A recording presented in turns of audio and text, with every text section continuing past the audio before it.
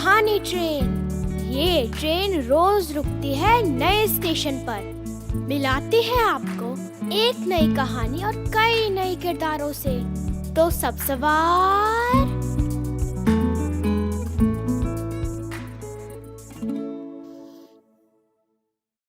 आज की कहानी है ताल के फूल। इसे प्रस्तुत किया है प्रथम ने और आवाज दी है अनीस आदमी ने। आप सब कहानी को जरा ध्यान से सुनिएगा क्योंकि कहानी के बारे में हम बातचीत भी करेंगे और गणित के कुछ मजेदार सवाल भी तो करेंगे। तो आइए सुनते हैं आज की कहानी ताल के फूल। नीमखेड़ा गांव में सुबह से बहुत हलचल थी। कोई सड़क की सफाई कर रहा था, कोई मैदान की। लोग आपस में बात कर रहे थे, लेकिन बच्चों को कुछ समझ में नहीं आ रहा था कि आखिर गांव में क्या खास होने जा रहा है।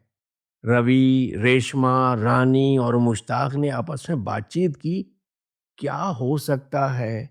तभी उन्हें रेशमा की अम्मी दिखी। सभी उनके पास दौड़कर गए और पूछा, अम्मी, आज गांव में इतना हलचल क्यों है, हो क्या रहा है। अम्मी मुस्कुराई और उन्होंने कहा, आज मैदान में एक प्रतियोगिता होने वाली है, जो जीतेगा उसे इनाम भी मिलेगा और सबसे अच्छी बात यह है कि इसमें कोई भी भाग ले सकता है।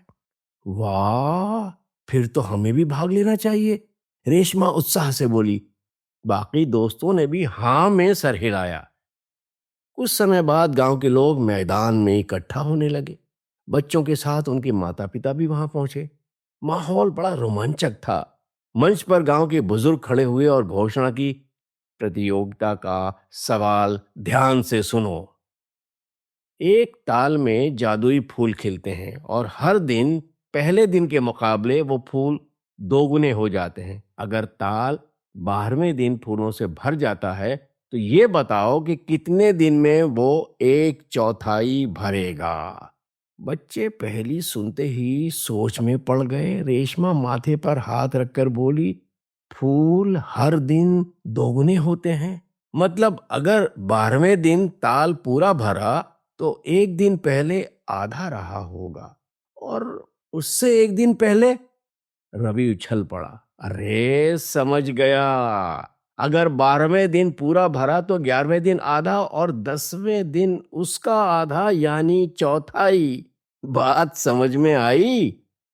तो सही उत्तर है 10वां दिन, मुश्ताक ने जोश में कहा।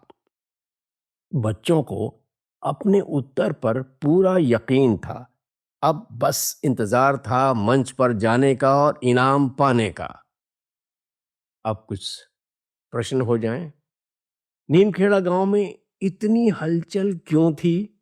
12 फूल का आधा, 1/4 और 1/3 कितना होगा? लिखिए।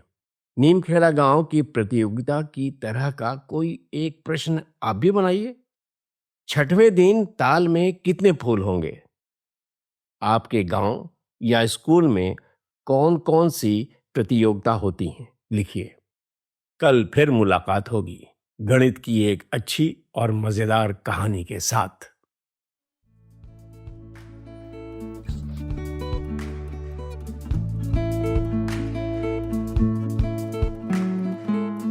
आशा है ये कहानी आपको पसंद आई होगी।